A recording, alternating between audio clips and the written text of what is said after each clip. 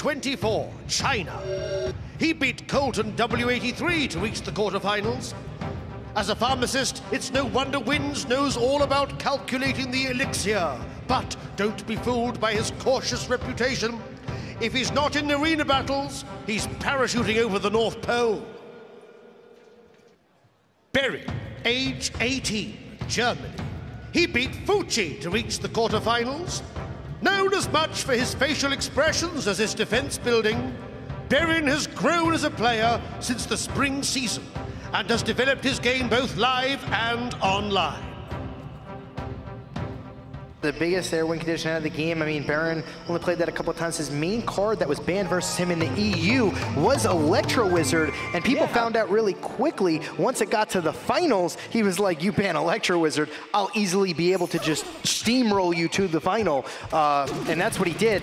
And let's get into game number 1. We got Princess coming down the other side. Mini P.E.K.K.A comes down. We'll see what sort of deck this is, but because Mini P.E.K.K.A is making his first appearance in the arena today, it's going to be something we haven't seen before. It looks like a Mini P.E.K.K.A Hog Rider cycle deck. Now the goal of this deck is it's faster than the other Hog Rider decks we've seen today. He's not going to be relying on big stuff necessarily like Mega Knight and like P.E.K.K.A to guard for the Hog Rider. Instead, there's just a constant rotation of Hog Rider threatening, Mini P.E.K.K.A scary. If Mini P.E.K.K.A gets anywhere close to your tower, you have to stop it because just one swing takes away about 1/3 of your tower's health. Yeah, and bringing you back in time, this was actually the deck used to get the first ever 20-win challenge from Azilies. This is the deck that he used, Quick Cycle Hog with Mini P.E.K.K.A, and this Hog Rider for Berin gets off 2 swings. Inferno Dragon, not really the greatest answer, and Berin has a lot of answers, you know, that are really cheap to deal with it. This is a new deck out of Wins. We haven't seen it yet from him this tournament. I'm wondering what those last 2 cards are. I expect one of them to be a big tank, but I could be wrong. He might just use Miner, you know, defend with the Inferno Dragon, Night Witch, etc. on defense, and you throw the Miner to tank the tower. But I suspect that one of those last 2 cards is a Giant or a Golem. Yeah, it could be. I mean, that Miner and the minions got so much damage on the right-hand side. The Princess wasn't down fast enough. Hog Rider on the left-hand side for Berin right now. He has an answer. The Night Witch, Log. Oh, still gets off a smack with the hammer. And that's 6 elixir, 4 for the Night Witch, 2 for the Log, and you still take an attack. And meanwhile, on the counterattack, Night Witch maybe not doing anything because of the Ice Golem holding it up. Overall, I feel like Berin got the better end of that exchange. He spent same amount of elixir, got damage, and Wins didn't get any on the counterattack. None at all. Here comes a Golem, like you said, on the right-hand side. But there's Bats. There's a Mini P.E.K.K.A. There's a Princess as well. The poison comes down. Hog Rider on the offense for Berin. That's going to take a left-hand side tower. You can't even really defend that. But he does. This Golem doesn't connect to the tower. Whoa, great Log. That Log was insane. It hit the Ice Spirit and the Princess. The Ice Spirit meant to take out the minions, and now the minions lock onto the tower for a little bit more. Princess has to come out to defend, but it might be too little too late as Poison plus the Miner take down Berin's right tower. Berin has 30 seconds to do 591 over on the left, and he's got the tools to do it. Hog Rider's closing in. Ice Spirit resets the Inferno Dragon, allowing a second Hog swing. 63 health left. Just one more Log or a Princess shot will take down that tower and push us into overtime. Yes, no big deal there. Can the Night Witch kill this Mini P.E.K.K.A? Oh, Mini P.E.K.K.A still alive. There's an Inferno Dragon that's really, really healthy, still on the field. Just gets down the Ice Golem in time to clear it out. And we're going into overtime. Great foresight by Berin. He was able to keep his tower relatively healthy. 1850 is significantly less than 2534, but in terms of a defensive player, you have over 1,000 health to deal with, to kind of play with. You can let something hit your tower in order to save elixir if you need to. Hog Rider comes in on the right side and is about to even up the score. Downside, we're in double elixir time, and in double elixir time, it tends to favor the bigger, heavier deck, and there ain't nothing bigger and heavier than Golem. That's true. 8 elixir and one of the beefiest, actually the beefiest unit in the game, and then it even splits into Golemites to add insult to injury there. Miner getting off a lot of damage on the tower, the poison coming in, and the Mini P.E.K.K.A, which is going to just go on the counterattack to a King Tower. You don't want to have to deal with that. Ice Golem and Hog Rider on the right-hand side. Night Witch gonna try to be played on defense. Hog Rider getting off a couple of shots. Incredible offense by Berin there. The Ice Spirit was timed perfectly to jump on the Night Witch just as she spawned her bats. Both bats went down, and that reduced Night Witch to a pretty ineffective defender. Golem comes down in the middle, though, drawing the ire of both towers. It's moving in towards the middle. He did a prediction log that hit nothing, so I'm not sure what the prediction was gonna go for, right? But now Miner's locked on, trying to keep that Golem away from the tower because it's so low, you can't afford to take these hits.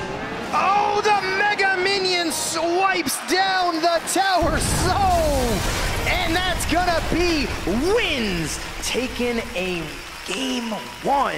We are getting into game number 2 right now. Berin is in red along the top, Wins in blue along the bottom. We'll have to see what decks they bring to this. We are in the middle of the quarterfinals right now in the first ever Clash Royale World Championship. Goblin Barrels coming down, Goblins go to meet them. Hog Riders coming in and the gang is jumping on them. One swing and down. And now we have 2 Spear Goblins on the counterattack looking to throw their spears and try to tie up this damage here on the left side, can do a couple hundred damage to Berin's tower to make it even. Yeah, Princess getting off another swing on the tower, or should I say, bow shot, from the arrows from the sky. The flaming arrow attack, and there's Ice Spirit. It freezes the Inferno Dragon, which is the same as a stun, so it's gonna reset the Inferno Dragon back down to low mount. And here comes a big defensive Mega Knight. And that's just gonna clobber that knight, but... Will he turn around? He does! Oh!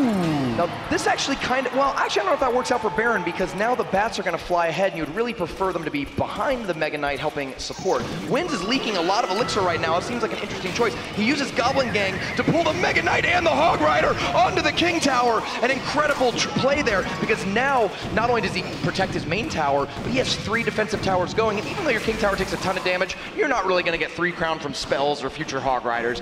Now, with the King Tower activated, any future Hog Riders can just be tornadoed into the center of the front yard there. All 3 towers will kill it and you'll take no damage. Yeah, and that's the beauty of it. It doesn't matter how far your king goes down, as long as it's got about 1,000 life, that's all it really needs, because you're not going to be able to cell cycle it out. Inferno Dragon locks onto the tower, but gets taken out, just not enough life to survive. So Wins is playing a spell-bait deck that we actually saw him played in the last round. The only other deck he played besides that P.E.K.K.A. Graveyard deck that we saw. Seemed very impressive with it earlier on, and we'll see if it can deliver him to victory against Berin. He has a little bit of an elixir advantage. You can see that he's keeping the pressure up. The elixir bars are both low on each side, but Wins seems to have a little bit more elixir, and he's troops on the board with every exchange, which is just adding up over time. Oh no, this tornado is going to make this Hog cry face. That's not going to get any damage. And 896, because that Goblin Barrel, he's just out cycling. And when you play versus a bait deck and you don't have the log, you play versus log bait without a log, it's going to do damage every time. That was the most insane Ice Spirit. It landed on the tower just as the Mega Knight came down, freezing the tower and the Mega Knight, giving those Goblins just a few attacks. And when you're down to 377, that's all the difference. Berin is saying good game, but he's kind of a sarcastic, saucy player, so he might not necessarily mean it, but it is going to be a pretty devastating situation. He's got to turn this around in the next 15 seconds. There is a rocket in Wins deck. That's the last card in there. So once we get down to under 10 seconds or overtime, expect to see that rocket come out. Yeah, Berin's got to throw every single thing in the entire world on the field, but with 1 second left, the rocket in the air, Wings is gonna fly that rocket. It's a windy travel, but it takes down the tower, and he is going to be victorious.